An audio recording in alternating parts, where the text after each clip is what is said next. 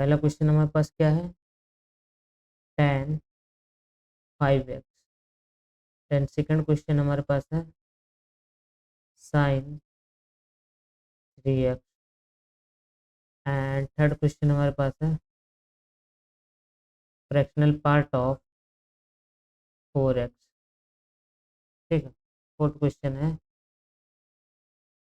1/2 into x fractional part के अंदर। इनका पीरियड फाइंड आउट करना है। ठीक है, तो सबसे पहले हम लोग देखते हैं tan 5x का पीरियड क्या आएगा। तो tan 5x का पीरियड क्या हो जाएगा हमारे पास, पहले देखो tan x का पीरियड क्या होता है हमारे पास, पाई होता है। tan x का जो पीरियड होता है वो हमारे पास पाई होता है। तो tan 5x का पीरियड कितना हो जाएगा, ये हो जाएगा पाई/5। ठीक। नाउ ये हमारे पास फर्स्ट का सॉल्यूशन हो गया। सेकंड के लिए हम लोग आते हैं साइन 3x का पीरियड हमको फाइंड आउट करना है। तो सबसे पहले हम लोग क्या करते हैं, साइन एक्स का पीरियड निकालते हैं। साइन एक्स का पीरियड कितना होता है, 2 पाई। ठीक है, तो साइन 3x का पीरियड कितना हो जाएगा, 2/3 पाई। ये हो गया। तीसरा हमारे पास है फ्रैक्शनल पार्ट ऑफ 4x, इसका पीरियड कितना होगा। तो पहले देखो फ्रैक्शनल पार्ट ऑफ x का पीरियड कितना होता है हमारे पास, 1 होता है। तो फ्रैक्शनल पार्ट ऑफ 4x, इसका पीरियड कितना हो जाएगा हमारे पास, 1/4। ठीक है। और उसके बाद नेक्स्ट हमारे पास क्या होगा, फोर हमारे पास क्या होगा फ्रैक्शनल पार्ट ऑफ 1/2x, इसका पीरियड लाना है। तो देखो फ्रैक्शनल पार्ट ऑफ x का पीरियड 1 होता है। तो फ्रैक्शनल पार्ट ऑफ 1/2x, इसका पीरियड कितना हो जाएगा, 1/1/2। तो क्या हो जाएगा हमारे पास, 2 हो जाएगा। ये सब मैंने लगाया कैसे, ये सब हम लोगों ने नॉर्मली ऐसे लगाया है, if period of f(x) is p हो, then period of f(ax plus b plus c is equal to हो जाता है हमारे पास, यहाँ पे एक और वेरिएबल हम लोग लगा देते हैं, से डी इसको बोल रहे हैं। देन इसका पीरियड कितना हो जाता है, p/mod(a). आई होप इतना समझ में आ गया होगा। ठीक, अगर इसी तरीके से हम लोग इसका बोले पीरियड कितना हो जाएगा, फ्रैक्शनल पार्ट ऑफ -5x, इसका पीरियड कितना हो जाएगा हमारे पास, इसका पीरियड हो जाएगा 1/5। ठीक है, बिकॉज ये जो आता है मॉडुलस ऑफ ये आता है, तो मॉडुलस ऑफ -5 होगा, जो कि हमारे पास कितना हो जाएगा, 1/5। आई होप इतना तो आपको समझ में आ गया होगा। अब हम थोड़ा सा आगे बढ़ते हैं पीरियोडिक फंक्शन में। तो नेक्स्ट हमारे पास क्या है, फर्स्ट हमारे पास है, फर्स्ट रिजल्ट है जिसको हम लोग R1 भी बोल सकते हैं। क्या है हमारे पास, if F and G, if F and G are periodic function,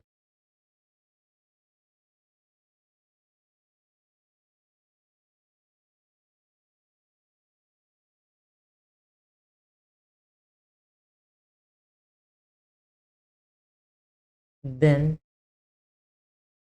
पहला हमारे पास फर्स्ट ऑप्शन है, F plus ji may not be periodic.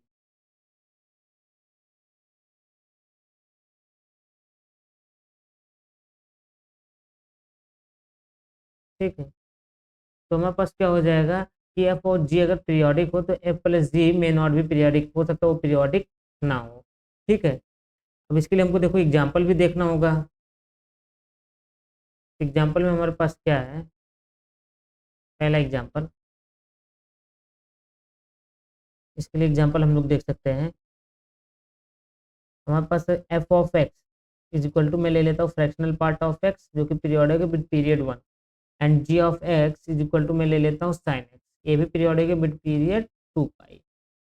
Now now H of x is equal to, अगर मैं लिखूँ तो क्या हो जाएगा, F of x plus ji of X, जो कि क्या बन जाएगा हमारे पास, fractional part of x plus sine x.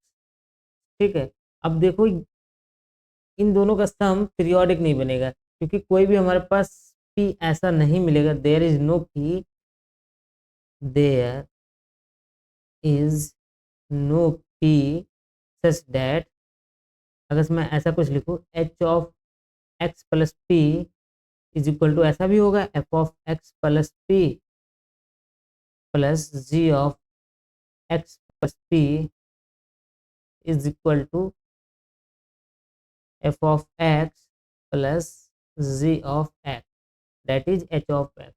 तो ऐसा कोई भी पी नहीं मिलेगा, क्योंकि देखो आप नॉर्मली ढूंढ भी लो, ऐसा कोई भी पी नहीं मिलेगा कि सच दैट ये आपके पास क्या हो जाए कि ये पीरियोडिक फंक्शन बन जाए।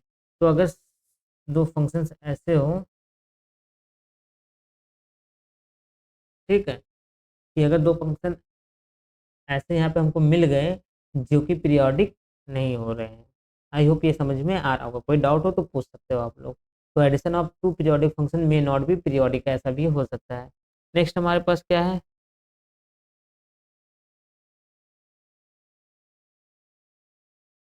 F plus ji may be periodic, periodic भी हो सकते हैं, may be periodic but without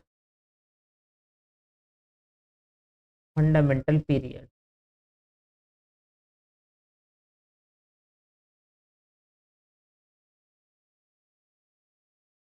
ठीक है, एफ प्लस जी पीरियोडिक हो सकते हैं बट बिना फंडामेंटल पीरियड के। ठीक है, यहाँ पे एग्जांपल में हम लोग क्या ले सकते हैं, f of x is equal to sine square x and g of x is equal to हम लोग क्या ले सकते हैं, cos square x.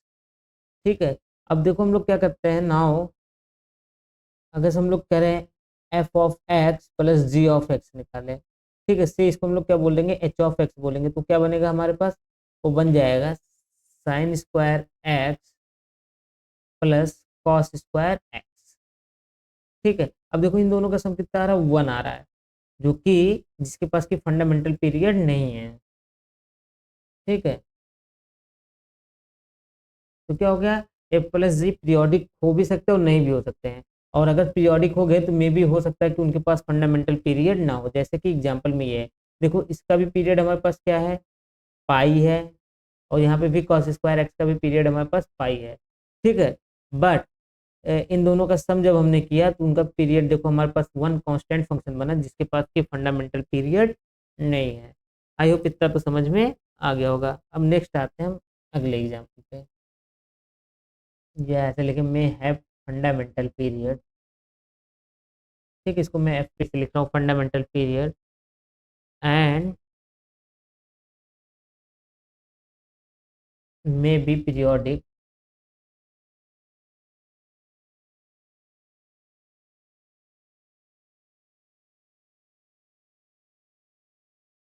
With different period. ठीक है, फॉर एग्जाम्पल अब यहाँ पे देखो हमारे पास क्या होगा, हमारे पास ऐसा कुछ होगा, एग्जाम्पल में हमारे पास क्या है, साइन की पावर 4x जो कि हम लोगों ने एफ ऑफ एक्स माना है, एंड कॉस की पावर 4x जो कि हमारे पास क्या है, जी ऑफ एक्स है। तो अगर देखोगे यहाँ पे इसका भी पीरियड हमारे पास पाई है, साइन का भी पीरियड, साइन की पावर 4x का पीरियड पाई है, एंड कॉस की पावर 4x इसका भी पीरियड हमारे पास पाई है। नाउ अगर हम लोग ये करें f of x plus ji of x करें तो हमारे पास क्या आएगा, ये हमारे पास हो जाएगा, इसको एच ऑफ एक्स बोले तो क्या हो जाएगा, साइन की पावर 4x प्लस कॉस की पावर 4x। अब देखो इसका पीरियड हमारे पास क्या बनेगा, इसका पीरियड हमारे पास बन जाएगा पाई/2। इसको आप सॉल्व भी कर सकते हो, कैसे, देखो साइन की पावर 4x प्लस पाई/2 प्लस कॉस की पावर 4x प्लस पाई/2। ठीक है, तो हमारे पास देखो ये क्या देगा, ये साइन तो कॉस में बदल जाएगा, तो क्या हो जाएगा कॉस की पावर 4x, और साइन हमारे पास किस में हो जाएगा, प्लस साइन ऐसे रहेगा, कॉस हमारे पास किस में हो जाएगा, माइनस साइन में, तो माइनस साइन की पावर 4x ऐसा भी हम लोग लिख सकते हैं, और यहाँ पे क्या आ जाएगा, ये हो गया होल रूट की पावर 4 करते हैं, तो देखो माइनस माइनस से क्या हो जाएगा, हमारे पास प्लस हो जाएगा, तो क्या हो जाएगा,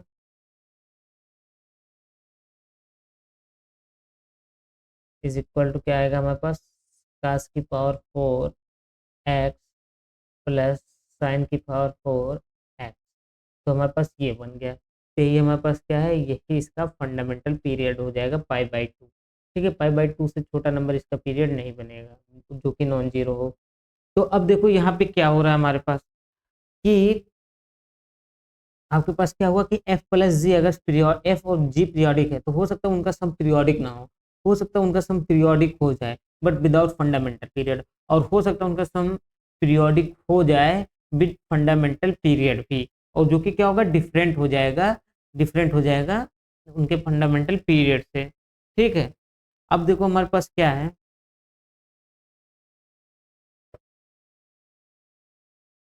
अगर हम लोग लिखते हैं, लेट करते हैं, late z1 z2 dot dot so on gk are periodic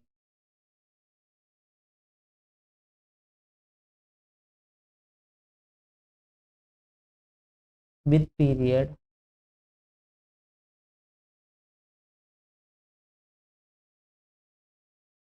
p1 p2 dot dot so on pk। ठीक है, तो हमारे पास क्या है, पीरियोडिक फंक्शंस हैं with period p1 p2 dot dot so on pk if there exist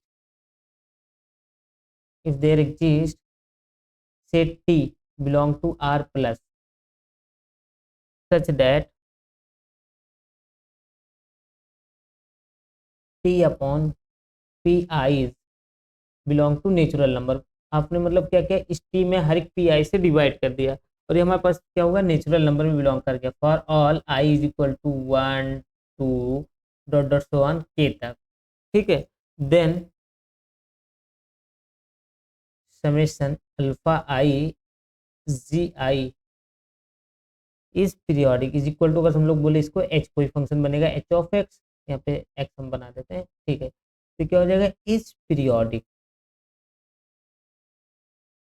ठीक है, तो हमारे पास क्या हो जाएगा, पीरियोडिक हो जाएगा। और मोर एवर हम लोग और क्या कह सकते हैं कि जैसे जो इनका एलसीएम ले लेंगे तो वो एक पीरियड होगा, कम से कम वो एक पीरियड होगा, उसको हम लोग जरूरी नहीं कि वो फंडामेंटल पीरियड हो बट वो पीरियड होगा।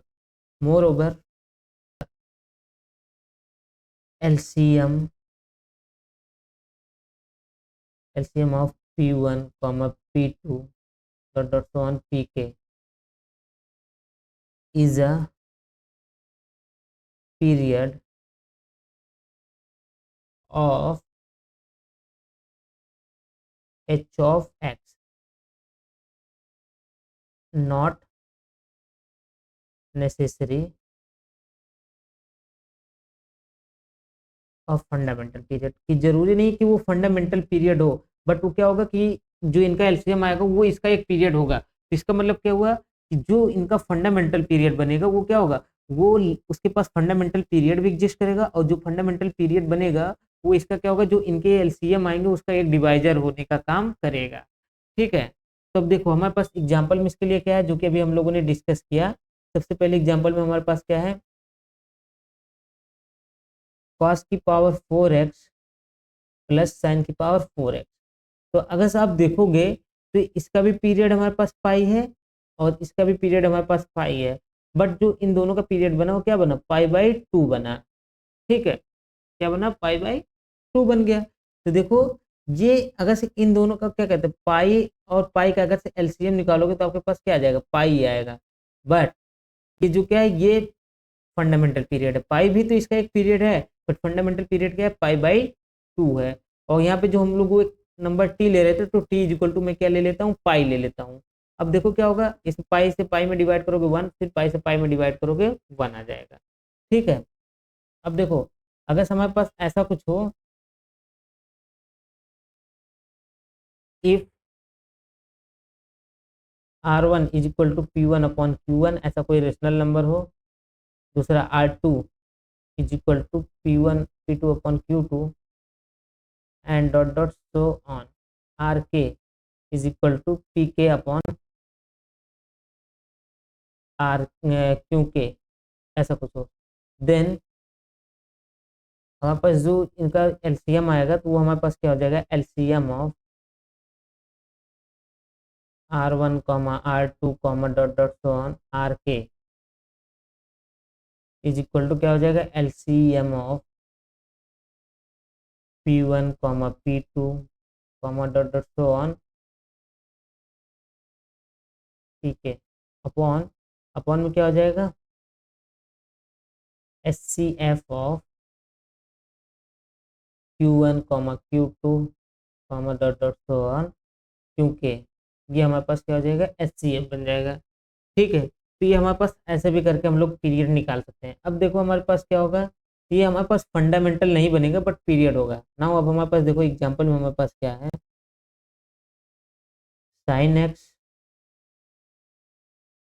पहला example f G1 of x is equal to sine x, G2 of x is equal to sine 5x and G3 of x is equal to क्या है हमारे पास,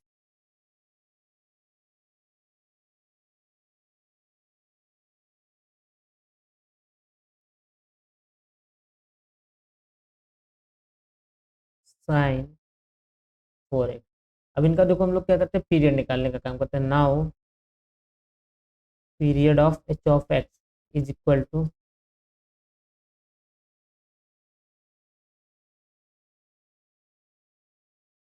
G1 plus G2 plus G3, ठीक है, is equal to क्या हो जाएगा हमारे पास, sine X plus sine 5x plus sine 4x। उसके पहले हमको क्या पता रहना चाहिए, एक एक नंबर का पीरियड पता रहना चाहिए। तो देखो हमारे पास क्या हो जाएगा, पहले देखो साइन एक्स का अगर हम लोग पीरियड निकालते हैं तो साइन एक्स का पीरियड क्या है हमारे पास, 2 पाई है। ठीक है, साइन 5x का पीरियड क्या है हमारे पास, 2 पाई/5 है, ये होगा। ठीक है, और साइन 4x इसका पीरियड क्या है हमारे पास,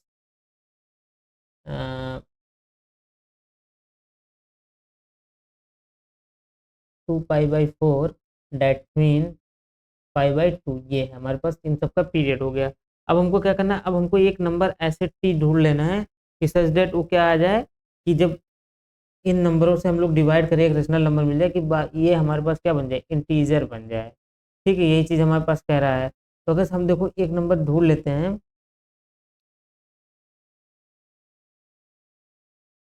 और हमारे पास मान लो वो नंबर क्या है, टी इज इक्वल टू 2 पाई।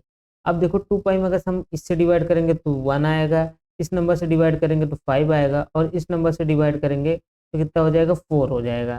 ठीक है, तो यानी इसका मतलब क्या हो गया, टी इनका एक पीरियड हो जाएगा।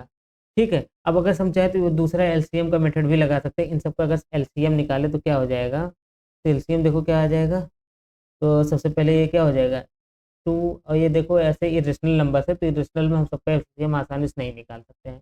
ठीक है, तो हमारे पास क्या हो गया, 2 पाई एक नंबर है जो कि इन सबको डिवाइड करने पे बन रहा है। इसका एक पीरियड 2 पाई भी होगा। अब देखो क्या पाई इसका एक पीरियड हो सकता है, आई थिंक पाई तो पीरियड नहीं होगा, बिकॉज एक्स प्लस पाई करेंगे तो देखो माइनस साइन पे जाएगा जो कि पीरियड नहीं बनेगा। तो इसलिए हमारे पास इसका जो पीरियड बनेगा 2 पाई ही बनेगा। ठीक है, इसमें कोई डाउट हो तो पूछ सकते हो आप, या मैं आगे बढ़ूँ, कोई क्वेश्चन हो तो आप पूछ सकते हो। Any question if you have, then you can ask. If not, then I will continue. Next हमारे पास जो है, अब देखो हम लोग थोड़ा सा बाउंडेड फंक्शन में आगे पढ़ते हैं। बाउंडेड फंक्शन तो हमने पढ़ लिया था, मोर अबाउट बाउंडेड फंक्शन, थोड़ा सा बाउंडेड फंक्शन में आगे देख लेते हैं। More about bounded function. तो बाउंडेड फंक्शन के बारे में थोड़ा सा और हम लोग पढ़ने का काम करते हैं। जैसे पहला चीज क्या है,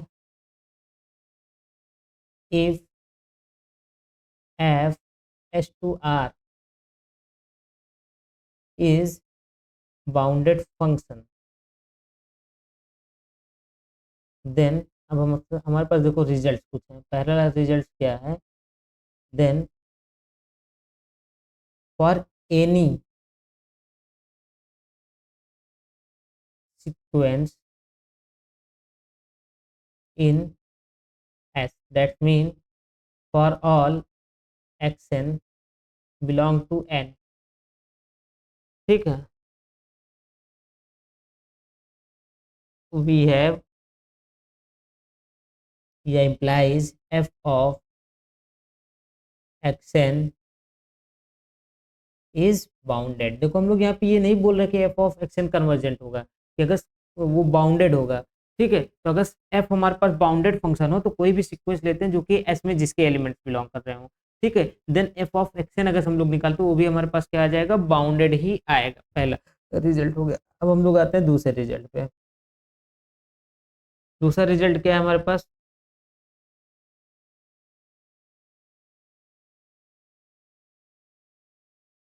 दूसरा हमारे पास क्या है, if x n is sequence in domain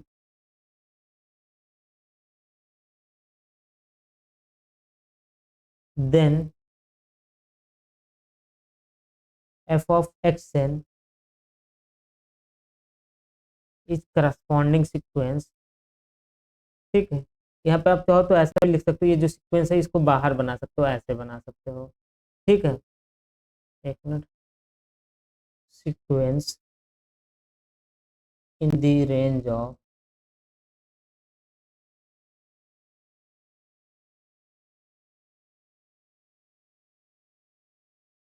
f, ठीक है। तो एक्शन अगर कोई सीक्वेंस होगा डोमेन में, देन एफ ऑफ एक्शन उसके लिए क्या होगा, करस्पॉन्डिंग सीक्वेंस बनेगा जो कि रेंज सेट में बिलोंग करने का काम करेगा, ठीक। अब हम लोग आते हैं थर्ड नंबर पे। f is said to be unbounded above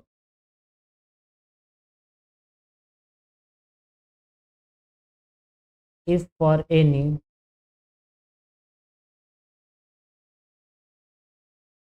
n belong to natural number such that, या ऐसे हम लोग बोले there exist sequence x n belong to S such that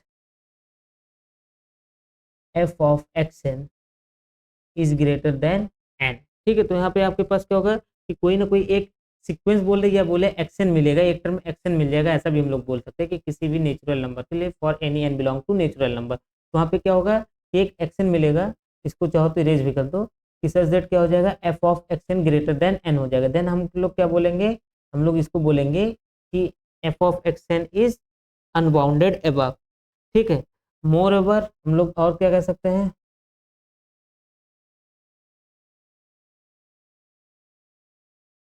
moreover we can find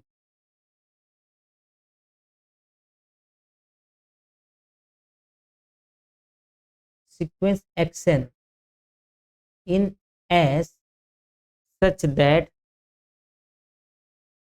f of xn is greater than n, and इस तरीके से हम लोग दिखा भी सकते हैं f of x1 is less than f of x2 which is less than f of x3 and so on, less than and so on, ठीक है।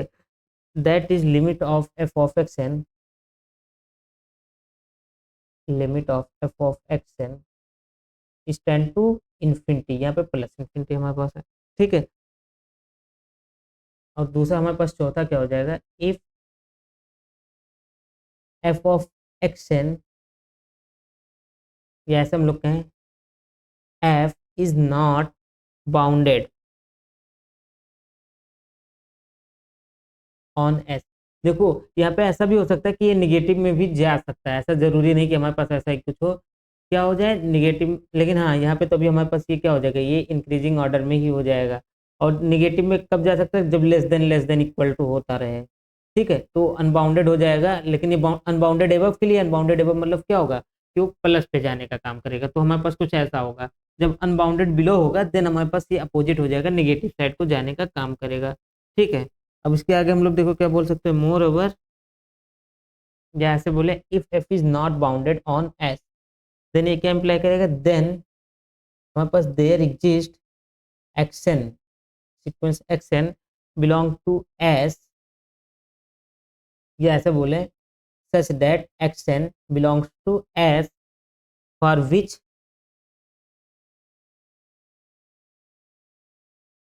F of x n is divergent. यहाँ पे हम लोग सीक्वेंस का सिंबल बना देते हैं कि हमारे पास जो ये सीक्वेंस मिलेगा ये क्या हो जाएगा, ये डाइवर्जेंट हो जाएगा, तो इसको हम लोग क्या बोलेंगे कि ये बाउंडेड नहीं है, not bounded on the given set S. तो ये मेरे पास कुछ रिजल्ट है जो कि हमारे पास किससे रिलेटेड थे, कि हमारे पास रिलेटेड थे आपका बाउंडेड फंक्शन से रिलेटेड थे, कुछ रिजल्ट थे। ठीक है, अब मैं थोड़ा सा और आगे बढ़ता हूँ और आपको कुछ क्वेश्चन प्रैक्टिस कराता हूँ। पहला क्वेश्चन मेरे पास क्या है, क्वेश्चन नंबर 1 क्या है, if f is defined from a to b and g is defined from b to c, ठीक है, such that f is increasing, ये क्या है, इंक्रीजिंग फंक्शन है, एंड g हमारे पास क्या है, ये हमारे पास डिक्रीजिंग फंक्शन है, then what you say about, इसको देखो हम लोग चाहे तो ऐसा भी यहाँ पे ए भी बना दे ताकि ये कंपोजिशन सही से हो जाए, कोई दिक्कत ना रहे। Then what you say about पहला F of G of X, इसके बारे में क्या कहोगे, ये क्या होगा, इज इंक्रीजिंग और डिक्रीजिंग, तो कैसा होगा, जी ऑफ एक्स अंदर है तो मैं बी के ऊपर वर्क करूंगा ऑन बी, ठीक है। दूसरा हमारे पास क्वेश्चन है ठीक इसी तरीके से, हमको जी ऑफ एफ ऑफ एक्स के बारे में बात करनी होगी कि क्या होगा ये, ठीक है। इसको चाहे तो हम लोग ऐसा भी बना सकते हैं। थर्ड हमारे पास क्या हो जाएगा कि अगर मान लो दोनों ही इंक्रीजिंग हो, एफ और जी दोनों ही इंक्रीजिंग हो, एफ या ऐसे बोलो एफ ऑफ एफ के बारे में क्या बात करेंगे हम लोग, ठीक है। एंड फोर्थ वन हमारे पास क्या आ जाएगा, जी ऑफ जी के बारे में कि क्या होगा हमारे पास। तो यहाँ पे देखो हमको एक चीज समझना है कि जो एफ है और जी है ये क्या है, ये पूरे आर मतलब ऐसा हम लोग डिफाइन कर रहे हैं कि जी और बी हर एक सेट पे डिफाइंड होने का काम कर रहा है, इसलिए ताकि उनका कंपोजिशन डिफाइंड हो सके, बस इतना सा मतलब है हमारा। ऐसा जरूरी नहीं कि जो आपको क्वेश्चन दिया रहेगा वो हर एक सेट पे डिफाइंड ही करके जी और एफ को देगा, बट जब भी उनका कंपोजिशन होगा तो डिफाइंड होंगे, बस इतनी सी बात। ये समझो कि इनका जो कंपोजिशन हो वो डिफाइंड है, ऐसे आप मान के चलो। तो चाहे यहाँ पे बी इक्वल टू ए मान लो या ए और बी सबको आर ही मान लो, उससे हमको कोई दिक्कत नहीं, बट इतना मानो कि इनका जो कंपोजिशन है वो डिफाइंड रहेगा, ठीक। तो हम ऐसे करके कुछ क्वेश्चन को ड्रा कर रहे हैं। अब हम लोग क्या करते हैं, हम लोग ऐसा कुछ लेते हैं, लेट करते हैं, पहले स्टार्टिंग यहीं से होती है इंक्रीजिंग या डिक्रीजिंग के लिए, x1 is less than x2 ऐसा कुछ हो, तो फर्स्ट केस में इसके ऊपर हम लोग क्या करते हैं, जी अप्लाई करते हैं। तो जी ऑफ x1 क्या हो जाएगा, जी ऑफ x2, तो देखो सिंस जी डिक्रीजिंग फंक्शन है तो इनइक्वालिटी चेंज हो जाएगी, तो क्या हो जाएगा ये हमारे पास greater than or equal to हो जाएगा, G of x1 is greater than or equal to G of x2, because ये डिक्रीजिंग है तो अपोजिट हो जाएगा। अब इसके ऊपर हम लोग एफ को अप्लाई करेंगे, तो एफ हमको क्या बोलता है, एफ तो इंक्रीजिंग है तो इनइक्वालिटी का ज्यों को त्यों रहने देगा, एफ जो इंक्रीजिंग फंक्शन है वो इनइक्वालिटी को ज्यों का त्यों रहने देता है, ठीक है। तो हमारे पास ऐसा ही कुछ रह जाएगा। अब देखो यहाँ पे क्या हो गया, x1 ही है ये, तब यहाँ पे देखो क्या है, x1 लेस देन x2 हुआ, but f of x1 is greater than or equal to गया f of g of x2 इससे greater than or equal to गया। डेट्स मीन ये जो कंपोजिशन है हमारे पास कहाँ पे जा रहा है, डिक्रीजिंग पे जा रहा है। आई होप ये तो समझ में आ गया होगा। नेक्स्ट हम लोग आते हैं इसके ऊपर जी ओ एफ ऑफ एक्स, तो अब यहाँ पे भी वही चीज होगा, पहले f को अप्लाई करेंगे तो f ऑफ x1, देखो मैंने बोला f क्या है, इंक्रीजिंग फंक्शन है तो इनइक्वालिटी का ज्यों का त्यों रहने देगा, f ऑफ x2 स्ट्रिक्ट नहीं भी हो सकता, इसलिए हम लोग यहाँ पे क्या करेंगे, वीक इनइक्वालिटी का यूज करेंगे। अब हम इसके ऊपर क्या करेंगे, g को भी अप्लाई करेंगे, तो g of f of x1, अब देखो ये हमको क्या करेगा, जी डिक्रीजिंग है तो इनइक्वालिटी को चेंज करेगा, तो ये greater than or equal to हो जाएगा, बस इतनी सी बात है हमारे पास, ठीक है। जी ऑफ एफ ऑफ x2 ऐसा कुछ बनेगा। अब यहाँ पे देखो हमारे पास फंक्शन ये कैसा हो गया, अगर आप देखोगे जी ओ ऑफ एफ, तो यहाँ पे देखो x1 लेस देन x2 था, बट यहाँ पे क्या हो गया, G O F of x1 is greater than or equal to हो गया G O F of x2, तो हमारे पास ये फंक्शन भी क्या हो गया, डिक्रीजिंग फंक्शन हो गया, ठीक है। अब हम लोग आते हैं एफ ऑफ एक्स पे, ठीक है। तो देखो एफ ऑफ x1 हमारे पास सिंपली क्या होगा, less than or equal to f of x2 हो जाएगा, ये हमारे पास हो गया, why because f is increasing function, तो हमारे पास सिंपली यही इनइक्वलिटी रहेगी, बस खाली क्या हो जाएगा उसमें वीक लग जाएगा, मतलब इक्वल का साइन भी लग जाएगा। अब इसके ऊपर फिर से एफ अप्लाई करेंगे, तो हमने क्या बोला कि इंक्रीजिंग फंक्शन इनइक्वलिटी को चेंज नहीं करता, तो फिर से वही रह जाएगा, ठीक है, ऐसा ही हो जाएगा। अब देखो हमारे पास ये फंक्शन कैसा हो गया, ये हमारे पास फंक्शन देखोगे तो इंक्रीजिंग ही बन रहा है ना, कि x one less than x two हुआ तो then f f of x one is less than or equal to f f of x one, ये हमारे पास कैसा हो गया, इंक्रीजिंग फंक्शन हो गया। आई होप यहाँ तक कोई डाउट नहीं होगा। अब हम लोग नेक्स्ट आते हैं जी ऑफ। तो देखो सबसे पहले जी को अप्लाई करेंगे एक्स वन के ऊपर, तो भी हमने शुरुआत में ही देखा क्या होगा, इनइक्वलिटीज चेंज हो जाएगी, तो जी ऑफ एक्स टू हो गया। अब इसके ऊपर फिर से जी को अप्लाई करेंगे, अगर फिर से जी को अप्लाई करेंगे तो हमारे पास क्या हो जाएगी, इनइक्वलिटी फिर से चेंज हो जाएगी, G of x one is less than or equal to G of X two. तो देखो हमारे पास ऐसा कुछ हो गया, और इस केस में हमारे पास देखो फंक्शन क्या हो गया, X one less than x two है, तो G of x one is less than or equal to G of X two. इस केस में हमारे पास फंक्शन क्या हो गया, इंक्रीजिंग हो गया है। ठीक है, तो हमारे पास फंक्शन इंक्रीजिंग हो गया। अब देखो अगर से आपको ये समझ में आ गया होगा, तो मैं थोड़ा सा इसमें एक ट्रिक बता देता हूँ ताकि आपको आसानी से याद रहे कि क्या हुआ। देखो यहाँ पे 2 बार डिक्रीजिंग हुआ, 2 बार इंक्रीजिंग। जब एफ हमारा इंक्रीजिंग था, जी डिक्रीजिंग था तो डिक्रीजिंग हुआ, जी डिक्रीजिंग था, एफ इंक्रीजिंग था तो डिक्रीजिंग हुआ, एफ एफ इंक्रीजिंग था, अगर दोनों ही इंक्रीजिंग हुए तो इंक्रीजिंग, दोनों ही डिक्रीजिंग हुए तो इंक्रीजिंग। ठीक है, ऐसा भी हम लोग याद कर सकते हैं, माइनस इंटू प्लस। ठीक है, तो हमारे पास कहाँ जाता है, माइनस पे जाता है, माइनस का मतलब आप डिक्रीजिंग समझो, फिर प्लस इंटू माइनस, तो हमारे पास कहाँ पे जाता है, या इसको उल्टा कर देते हैं ना, पहले पहले ये इंक्रीजिंग वाला है ना डिफाइन, यहाँ पे इसको हम लोग क्या करते हैं, थोड़ा सा बदल देते हैं। ठीक है, तो क्या हो जाएगा, प्लस इंटू माइनस, फिर क्या हो जाएगा, माइनस इंटू प्लस। ठीक है, तो हमको क्या देता है, माइनस ही दे देता है। फिर प्लस इंटू प्लस, मतलब इंक्रीजिंग इंक्रीजिंग करोगे तो हमारे पास क्या आ जाएगा, इंक्रीजिंग ही आ जाएगा। फिर माइनस इंटू माइनस करोगे, डिक्रीजिंग डिक्रीजिंग करोगे तब भी हमारे पास क्या आएगा, प्लस आएगा, इंक्रीजिंग ही हो जाएगा। माइनस का मतलब यहाँ पे क्या है, हमारे पास डिक्रीजिंग है, प्लस का मतलब क्या है, हमारे पास फंक्शन इंक्रीजिंग है। तो आपके पास जस्ट ओनली एक तरीका है याद करने का, ऐसा नहीं है कि हम ऐसे ही बताएंगे, बट ये याद करने का एक तरीका है, तरीका मान सकते हो आप। ठीक है, इसमें अगर कोई डाउट हो तो आप पूछ सकते हो क्वेश्चन, अदरवाइज मैं आगे बढ़ता हूँ। अब देखो नेक्स्ट में आता हूँ, अब मैं स्टार्ट करता हूँ ग्राफ को ड्रा करना, कि कैसे ग्राफ को हमको ड्रॉ करना होगा किसी फंक्शन का। ठीक है, इसके अलावा भी बहुत सारे क्वेश्चन हम बनाएंगे जो कि आगे चल के सॉल्व करेंगे उनको असाइनमेंट में। बट अब हम थोड़ा सा आगे बढ़ते हैं, how to draw graph of a function.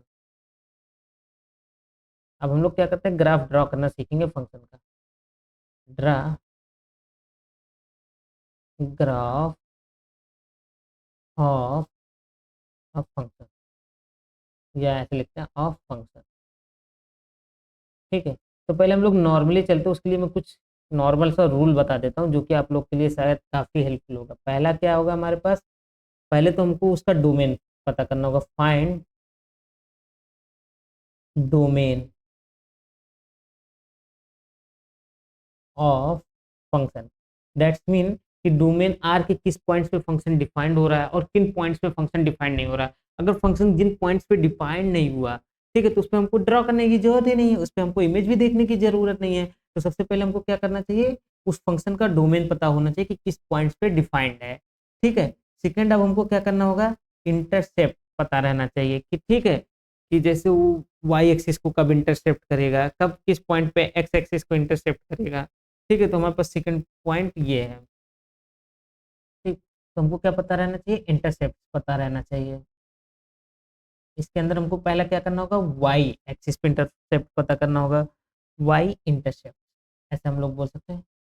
ठीक है, दैट्स मीन वाई एक्सिस पे क्या इंटरसेप्ट आएगा ये हमको पता करना है। ठीक, तो इसके लिए हमको क्या करना होगा, एक्स की वैल्यू 0 पुट कर देनी होगी, देन हमको वाई की वैल्यू मिल जाएगी। Put x is equal to 0 in given function. देखो अभी हम फंक्शन का ड्रॉ कर रहे हैं तो इसलिए हम लोग ऐसा कर रहे हैं। ठीक है, हम लोग कर्व पे नहीं जा रहे, अभी हम लोग जस्ट ओनली फंक्शन का देख रहे हैं, और वो भी कुछ नॉर्मली ग्राफ देखेंगे, ये नहीं कि उसमें एसिम्पटोट्स भी देखेंगे या बाकी चीजें भी देखेंगे। हम लोग नॉर्मली देखने का काम करेंगे कि हम नॉर्मली कैसे एक नॉर्मल व्यू में कुछ ग्राफ्स को ड्रॉ कर सकते हैं। ठीक है, मे बी हो सकता है वो परफेक्ट भी हो जाए इन पॉइंट से, बाकी हमको और भी चीज़ों की रिक्वायरमेंट होती है जब परफेक्टली किसी ग्राफ या कर्व को ड्रॉ करना होता है। बट इसकी हेल्प से हम लोग क्या करेंगे, गर्व काफ़ी ढेर सारे ग्राफ के बारे में इंफॉर्मेशन कलेक्ट कर लेंगे और उनका एक बेटर ऑब्जर्वेशन के थ्रू ड्रॉ करने का काम करेंगे उनको। सेकेंड हमारे पास क्या होगा, एक्स इंटरसेप्ट। अब हमको एक्स इंटरसेप्ट भी पता करना होगा, ठीक है, दैट इज एक्स एक्सिस पे कहाँ इंटरसेप्ट करेगा, तो इसको हम कैसे पता करेंगे, put y is equal to 0। तो जो आपको फंक्शन का इक्वेशन बनेगा उसमें y इज इक्वल टू आपको क्या करना है, 0 पुट कर देना, देन उसके बाद आपके पास पता चल जाएगा कि x पे कहाँ है वो ग्राफ इंटरसेप्ट करेगा, किस वैल्यू पे, x की किस वैल्यू के लिए हमको वो फंक्शन 0 मिलेगा। ठीक है, अब हमको थर्ड क्या करना है, सिमेट्री देखना है, सिमेट्री पॉइंट। देखो सिमेट्री पॉइंट्स हम लोग कैसे देखेंगे, तो इसके लिए देखो बहुत ही आसान तरीका है हमारे पास, सिंपली हमको दो ही चीज़ें देखनी है। ठीक है, सिमेट्री पॉइंट्स और भी चीज़ें हम लोग देख सकते हैं, बट अभी नॉर्मली हमको दो चीज़ें देख लेते हैं, ऑड एंड इवन का कंसेप्ट। इवन, इवन दैट्स मीन क्या हो जाएगा, F of minus x is equal to f of x, ऐसा कुछ हो function. Then then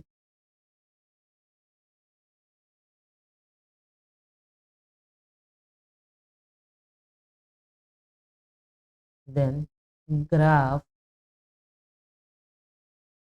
is symmetric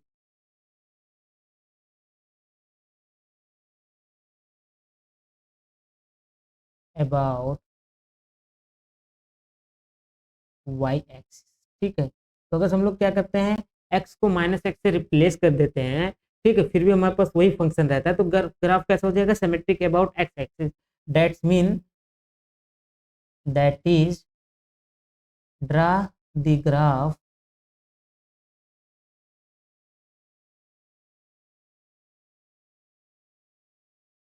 in only about y axis. तो हमको क्या करना होगा, ग्राफ को वाई एक्सिस के अबाउट में रिफ्लेक्ट कर देना होगा। ठीक, तो हमको ज़्यादा कुछ खास करना नहीं है कि पहले ग्राफ को हम लोग को क्या करना है, ड्रॉ करने के लिए तो पहले उसको देख लो इवन है कि ऑड है, अगर इवन हो जाएगा तो उसको एक क्वाड्रेंट में ड्रा करो, देन उसके बाद क्या करो, वाई एक्सिस के अबाउट में उसको रिफ्लेक्ट कर दो। ठीक है, अब सेकंड हम लोग आते हैं ऑड पे।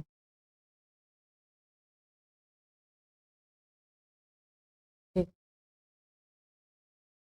देन हमको क्या करना होगा, ऑड मतलब क्या होगा, f of minus x is equal to क्या आ जाएगा, माइनस एफ ऑफ एक्स, अगर ऑड फंक्शन हमारे पास होता है। देन हमको क्या करना होगा, देन ग्राफ इज सिमेट्रिक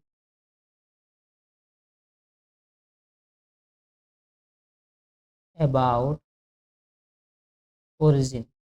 ठीक है, तो ग्राफ हमारे पास किसके अबाउट में सिमेट्रिक हो जाएगा, ओरिजिन के, या इसको हम लोग क्या कहें, अपोजिट क्वाड्रेंट में, इन अपोजिट क्वाड्रेंट। ठीक है, तो क्या होगा, वो अपोजिट क्वाड्रेंट में सिमेट्रिक होगा। जैसे अगर मैं ऐसे ड्रॉ कर लेता हूँ यहाँ पे, ये देखो हमारे पास क्या करेगा, वाई एक्सिस को रिप्रेजेंट कर रहा हो और ये हमारे पास क्या कर रहा हो, एक्स एक्सिस को। ठीक है, ये वाई एक्सिस, ये एक्स एक्सिस। तो अब हमारे पास जो ग्राफ होगा, अगर मैंने पहले इसके लिए ड्रॉ कर लिया, तो अब ये क्या होगा, ये देखो ओरिजिन है, तो इसका अपोजिट क्वाड्रेंट कौन है, ये है। तो इसके अबाउट में जो ग्राफ इधर जैसा सेम आएगा, सेम वैसा ही फिगर इधर भी बन जाएगा। ठीक है, तो हमारे पास क्या हो जाएगा, जब फंक्शन हमारे पास क्या हो जाए, ऑड हो जाए, तो ये केस हो गया। अब हमको देखो ग्राफ ड्रा करते वक्त दो चार चीजें ध्यान रखनी है। पहला क्या हो जाएगा, ये तो देखो तीन चीजें मैंने इंपॉर्टेंट टॉपिक्स बताए, इंपॉर्टेंट चीजें कि इनको हमको देखना ही देखना है कि ऐसे क्या हो जाएगा। हो सकता है फंक्शन ना तो हमारा ऑड हो ना तो इवन हो, ऐसा भी हो सकता है। ठीक है, बट अगर ऑड इवन होता है तो हमारे पास काफी इंफॉर्मेशन हो जाएगा, हमको सिर्फ एक ही एक्सिस पे देखना है।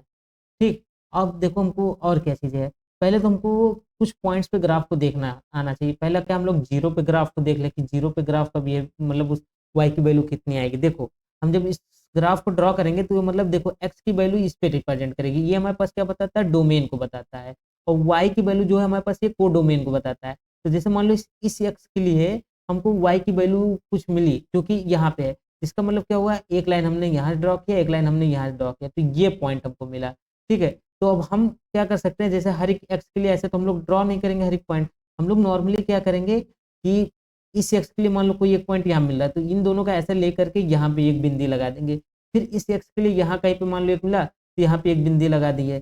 फिर इस एक्स के लिए यहाँ पे कहीं पे मान लो एक वाई मिला तो यहाँ कहीं पे बिंदी लगा दी। फिर इस एक्स के लिए क्या हुआ, यहाँ पे एक पॉइंट मिला, यहाँ पे बिंदी लगा दी है। ऐसे करके हम लोग करेंगे। अब हमको क्या करना रहेगा, इन पॉइंट्स को ऐसे ऐसे करके मिलाना है। ठीक है। तो जैसे मिलाते जाएंगे तो यही हमारे पास ग्राफ ड्रा हो रहा है उस गिवन फंक्शन का, जो कि वाई एक्सिस और एक्स एक्सिस के अबाउट में है। ठीक है, आई होप नॉर्मली इतना आपको समझ में हो गया होगा कि हम कह क्या रहे हैं। हम यही कह रहे हैं कि हमको इस एक्स के लिए जो वाई की वैल्यू मिल रही है उसको हमको देखना होगा ये कहाँ से है और इस एक्स के लिए कहाँ पे। तो देखे जहाँ पे दोनों एक दूसरे को इंटरसेक्ट कर रहे हो वहीं कहीं पे हमको एक बिंदी लगा लेनी है, फिर उसके बाद हमको आगे ऐसे बढ़ने का काम करना है। ठीक, कुछ एग्जांपल्स आप देखोगे आपको समझ में आएगा। अब देखो, इंक्रीजिंग डिक्रीजिंग के लिए हम लोग फर्स्ट डेरिवेटिव टेस्ट भी लगा सकते हैं और देख सकते हैं हम ग्राफ हमारा कैसे ग्रो कर रहा है। बट अभी तो हम लोगों ने उतना कुछ पढ़ा भी नहीं है, तो उसको भी हम लोग रहने भी देते हैं। अभी तो हम लोग नॉर्मली ऐसे ही देखेंगे और कुछ फंक्शंस का हम लोग कोशिश करेंगे कि ग्राफ को ऐसे लर्न कर लें कि क्या बन जाएगा। बाकी धीरे धीरे करके वो सीखते जाएंगे। ठीक है।